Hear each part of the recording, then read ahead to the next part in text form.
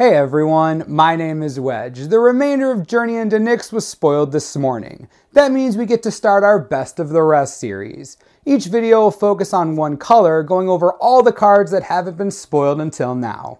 The first card we're looking at today is a Crowan Mastiff, 4 mana for a 2/2 puppy. You can pay 1 white and tap it to tap down target creature. I love the ability, but with a card like Gideon's Lockkeeper in my head, it's hard to get super excited.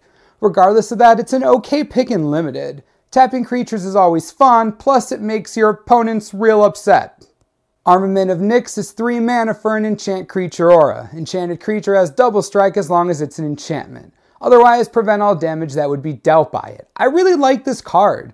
The dual functionality is sweet. You can either play it aggressively on your own creature, or defensively on one of your opponent's gigantic monsters, assuming it isn't an enchantment. Versatility is always strong. It's a cool card. Eagle of the Watch is 3 mana for a 2/1 flying vigilance bird. This card is right up my alley for Limited. It does cost 3, but you can never underestimate evasion in draft. Granted, vigilance isn't great since you probably never want to block with this. It's still not the worst card. 2 power flyers are a thing. Harvest Guard Alcedes is 3 mana for a 2/3 enchantment creature nymph with constellation. Whenever it or another enchantment enters the battlefield under your control, prevent all damage that would be dealt to target creature this turn. I'm really impressed with Constellation so far. This ability may not seem amazing or flashy, but it's kind of a built-in combat trick with one of the dictates or something like Boon Satyr.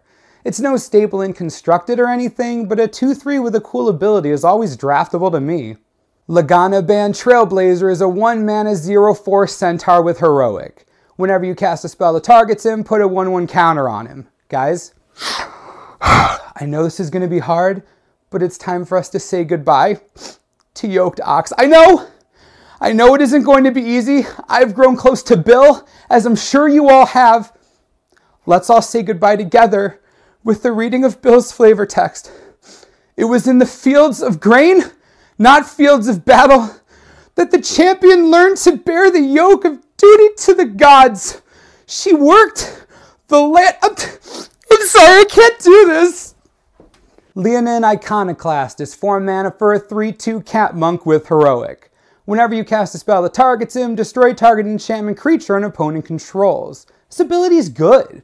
Sure, it's 4 mana, but if you get this down, it could do some real damage in the right deck.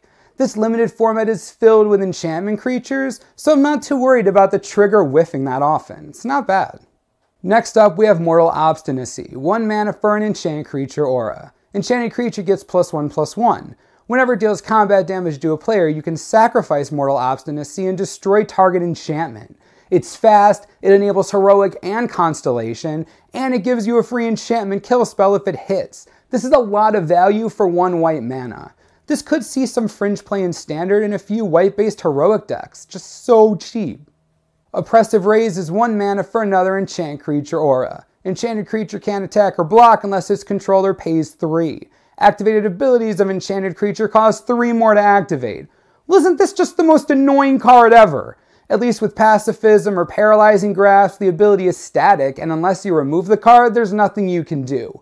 Oppressive Raise taunts you. It wants you to know you can use your creatures if you pay the price. 1 mana is what makes this good. You can stem early attacks or just be a huge thorn in your opponent's side. 3 mana is a lot until the late game.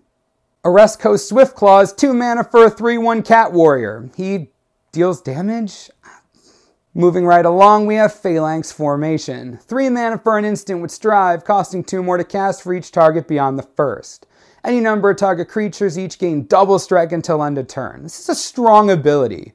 Double strike can end games really fast, especially when multiple creatures have it. While the initial casting cost is a bit high, the Strive isn't that bad. This is a great combat trick late game that could create a huge blowout. I like it. Even being a reprint, Reprisal might be one of my favorite cards in this set. 2 mana for an instant, destroy target creature with power 4 greater. It can't be regenerated.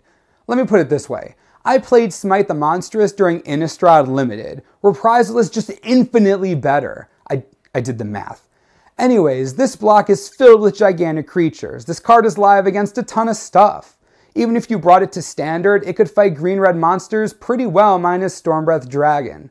Don't forget about this card. I know I won't. Skybind is a 5-mana enchantment with Constellation. Whenever it or another enchantment enters the battlefield under your control, exile target non-enchantment permanent. Return that card to the battlefield under its owner's control at the beginning of the next end step. First, I hate that it says you have to exile a non-enchantment. Way to ruin the fun. Second, this is 5 mana. Since you can't blink enchantments to get a bunch of triggers, what are you gonna blink? I would say its limited playability is in question, but I know a few people that are already going to be putting this into commander decks. When you think about it, this is pretty good there. It's basically a second Conjurer's Closet for decks with a bunch of enchantments, but it can also just shove your opponent's stuff out of the way.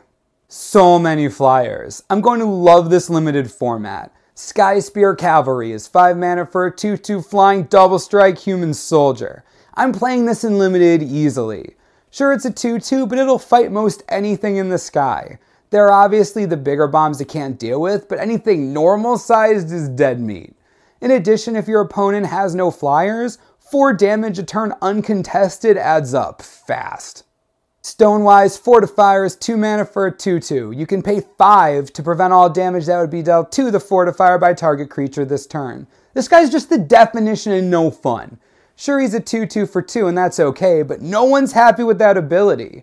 Your opponent will hate you because they can't kill him. You'll be annoyed because you have to invest 5 mana every time you want to keep him alive. Just, what a party pooper. Because flyers, Supply Line Cranes is 5 mana for a 2/4 flying bird.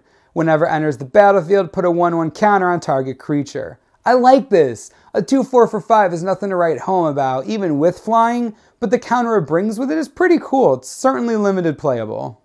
The last white card in the set is Tethmos High Priest, 3 mana for a 2/3 cat cleric with heroic.